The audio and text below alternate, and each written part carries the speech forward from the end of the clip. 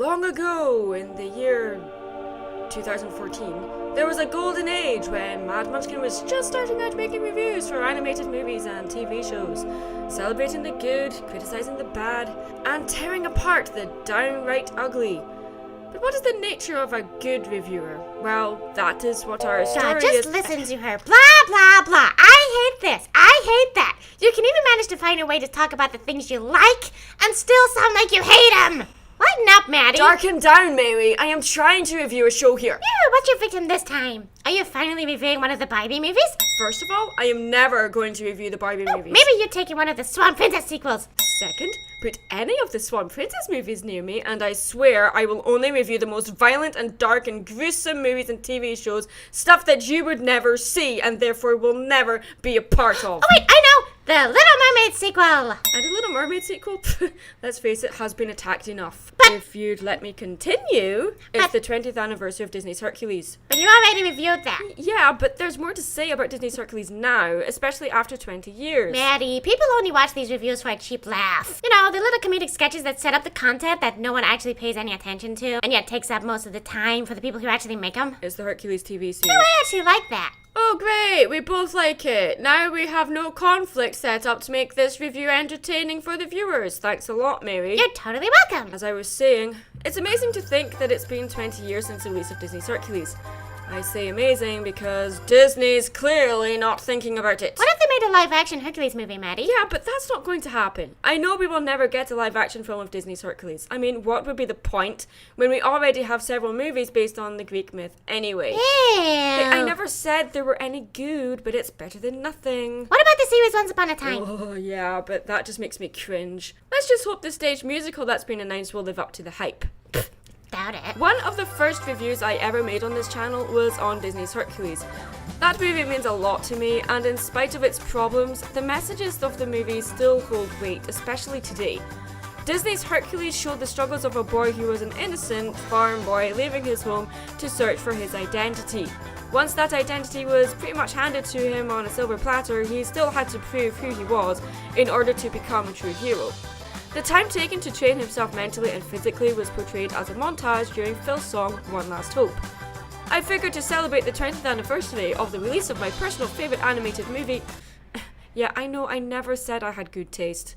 Or common sense. Leave me alone. I thought I'd take a look at the Hercules TV series, which aired in 1998 instead. The first thing you should know when coming to this show is that unlike the other Disney spin-offs like Aladdin or Little Mermaid, leave in the comments if you want Manny to review those, by the way. You could watch this show without, having watched the movie at all. You could even watch the show without knowing much about Greek mythology, which is totally a bonus, especially for me, because Greek mythology is, so dumb. Greek mythology is not dumb, Mary, and don't manipulate the audience by breaking the fourth wall like that. The repair bills are getting ridiculous.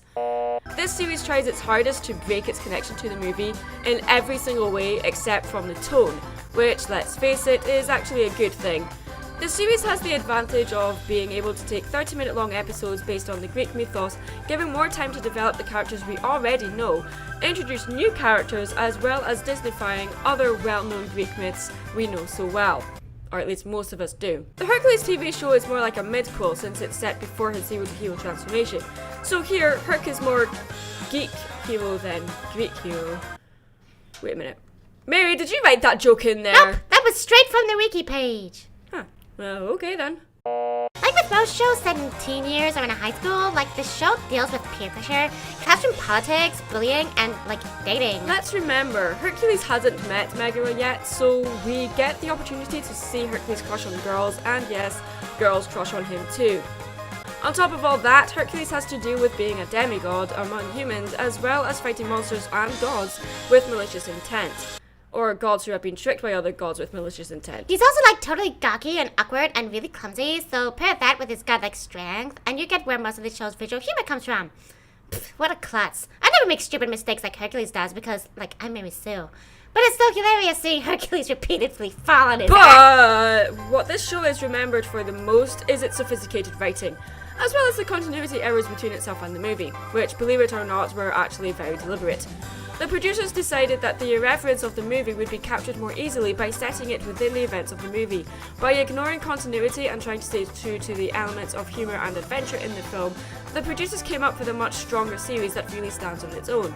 The subject of the show not following the continuity of the movie and being aware of the inaccuracies, and instead staying true to the elements of humour and adventure of the film, actually ends up making the series feel stronger. If you get too hung up on all the problems between the movie and the show, you'd miss out on something like totally awesome. The same way as your enjoyment of the movie is killed if you only focus on the inaccuracies of mythology. You know, it's like Cerberus, the three-headed dog, is like totally adorable hellhound puppy in the show, even though he's a fully grown monster in the movie when Hercules was a baby. Or the fact that Hades is well aware Hercules is totally alive and kicking in the series when Hercules is 16, but in the movie he only learns Hercules is alive when he's about to turn 18! Inconsistency! I'm telling Silvercore you stole his thing! Go for it. What's that pigeon gonna do? Come at me, bro. But putting all the inconsistencies aside for a moment, to fans of the movie and the series, and to those who ignore the inconsistencies that actually work in its favour, it is an unsung masterpiece. The voice casting and acting alone sets it up to be a must-watch for any animation fan, with having most of the cast of the movie returning to reprise their roles, apart from Danny DeVito and Rip Torn. Hercules is an outcast for at least the first half of the movie before he becomes famous, and the series strips Hercules right back and keeps him as an outcast while giving him tight friendships with other outcasts, as well as showing him to be as close to a normal teenager with social anxiety and awkwardness. Icarus, voiced by French Stewart, is the geeky best friend who faces the same daily struggles as Hercules does, but does so with a relentless ignorance. This is how they portrayed him flying too close to the sun. Unfortunately, the character and French Stewart's voice acting is annoying more than laugh out loud funny, but luckily the audience aren't alone in this. Cassandra provides the much needed sour counterpoint to the show's gung-ho testosterone. She has the gift of seeing into the future, but only the bad events. They are also never taken seriously. She finds Icarus even more annoying than the audience does, and often breaks the fourth wall by staring straight at the audience as if to say, "Look what I have to put up with. At least you get to leave when the credits roll." I can't for the life of me think why that is so relatable.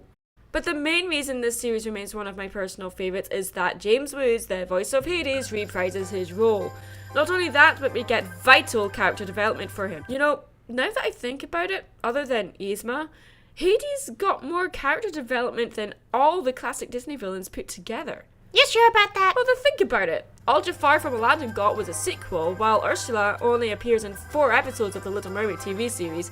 So, ironically, you could argue that Hades actually has more character development than most of the other Disney villains prior to Yzma from The Emperor's New Groove, who was the main recurring villain in the TV series Emperor's New School, as well as being in the sequel Kronk's New Groove. But Hades was the first to get real character development within his own world. We see more of how the Pantheon of the Gods works, and we also get proper and hilarious sibling banter between Hades and Zeus. Hercules in the underworld? Ha! Rather see the boy back in the fast food joint. But it's okay for your little brother, isn't it? Come on! Ha! Don't be a big baby. Kidding. He's kidding. I wouldn't dream of sullying your precious son's kite in the underworld. Got a hot spot reserved for you, though, you... But Maddie, what about the totally awesome Aladdin crossover episode where Hades and Jafar argue over who has it worse, like 2 old men? Oh yeah, and Hades also questions Jafar about the evil laughing thing. What's with the laughing? What is that? Who does that help? You're such a freak. Which is something Hades never did prior to this episode. At last, revenge will be mine! Like, why don't you just hold that till we win? Then you can dance around the end zone and just whoop it up. Another thing that this series did for Hades was give him a villain song, but it was a terrible villain song. Is honing a plan for rezoning and taking his show on the road. Just look at him gloating while busily boating. That ego must be quite a load. Come on, ladies, sing along with Hades. Let me show you girls around in my town. New Hades, The Surebeats living underground in my town. I got a penthouse on Spark Avenue. I'd like you to see museums and parks and works of art, all, hey, dedicated to me. We shop at Doom and Gloomingdale's in my town. We'll dine tonight and tugging tails in, yeah, my town. I'm the host who loves to toast. Know the job well done in my town. I'm number one. Not in my book, you ain't. Hey, I'm Monarch. I'm Mayor. I'm Chief of Police. And oh ho ho. Yeah.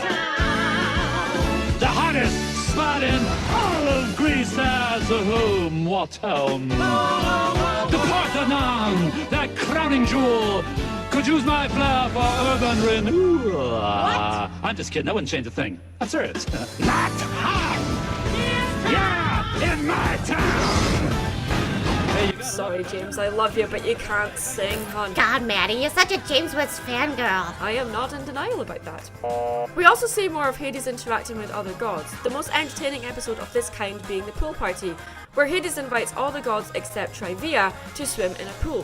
What it doesn't tell them is that the pool is the Lethe pool, the pool of forgetfulness, causing all the gods to forget not only who they are, but what they are, giving Hades a chance to take over Olympus. Come on, dear, we've paid our dues. So, where'd we park that cloud? Oh, Zeusy, Zeus, what are you leaving so soon? Come on.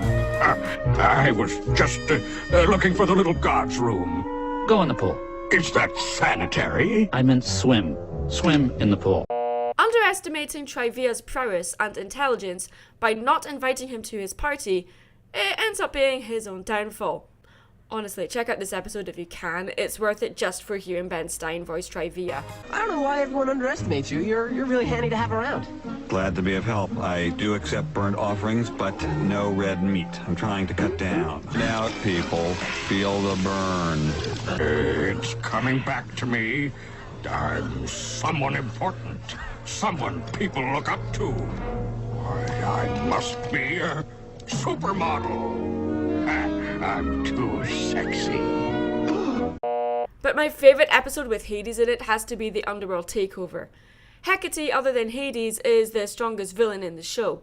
Hecate overthrows Hades right under the noses of the pantheon of the gods while doing a meeting on Mount Olympus, draining him of his power until he is pretty much close to drunk as a kid's show can convey, while he's declaring his love for everyone, becoming more and more mellow as his powers are drained.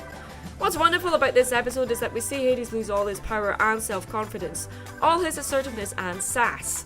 Everything that makes Hades, well, Hades. I love episodes like this where the hero is forced to save the villain in order to restore balance to the cosmic order, and the villain has to let him, whether they're fully aware of it or not. When you boil it down to its basic elements, the series is mainly about life lessons and the search of self-improvement and acceptance. Just like the movie was, really. It explores the rigors of enrolling at a new school, establishing career objectives, the tribulations of dating, as well as the corruption of money. At its core is a series about a character that is arguably more appealing than the Hercules in the movie was. A character who actually wants to be a hero for the right reasons that aren't for self-gain, but instead because he wants to help people. True, the end goal of entering Mount Olympus is still there, but it's not the focus or motivation for Hercules in the series.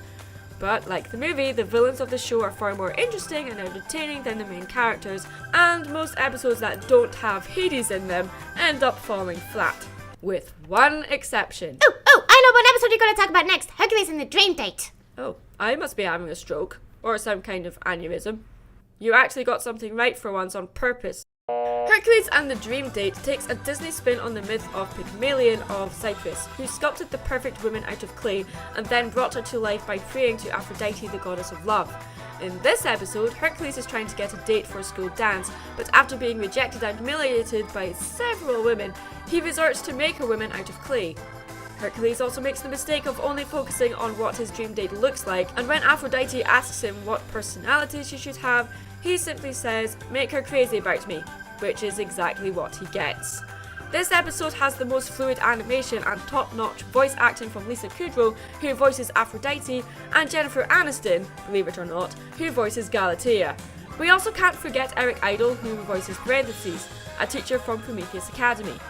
This episode is one of, if not the best of the show, because it shows that Hercules is not such a golden instant farm boy, but is also shallow and sexist. He learns his lesson quite quickly though, especially when Galatea begins to show rather sadistic behaviour towards anyone else who thinks they might try to steal Hercules away from her. Without giving away the ending of the episode, it shows the importance of letting those you love be their own person and not be controlling or manipulative, as well as respecting that they do need their own space every now and then. The series is a personal favourite of mine and definitely deserves more attention. It has fun with the characters, plays around with reference jokes to both the Greek myths and pop culture in a way that doesn't ruin the tone of the show or distract too much from the episodes themselves, and has an amazing voice cast. True, the animation is cheap at times, and the inaccuracies, changes, and inconsistencies with the movie can be distracting, but put that to one side and appreciate the show in of itself, and you've got something pretty special. You know what the most amazing thing about this video was though, Mary? What? That we agreed on most of it. Yeah. So, what's next on the agenda? I'll give you a clue. Shoot. It's about a beautiful red-headed girl that wants more out of life and goes on a magical adventure. Oh, we've already reviewed The Little Mermaid. Oh, it's not Disney. At least not yet. Oh, Anastasia? Got it! I actually like that movie. How out of character for you! You actually like something! I'm Mad Munchkin. Stay creative. Hey, thanks for watching this video. Don't forget to leave a comment below. I'd love to hear your thoughts on it. If you liked what you saw and want to see more, go ahead and like and subscribe. If you'd like to show your support and keep this channel going, you can do so by becoming a patron or purchasing some of my artwork from my Etsy shop or my eBay shop. I also live stream regularly on Picarto TV. You can find links to everything in the description below the video. Thanks for watching and see you again soon.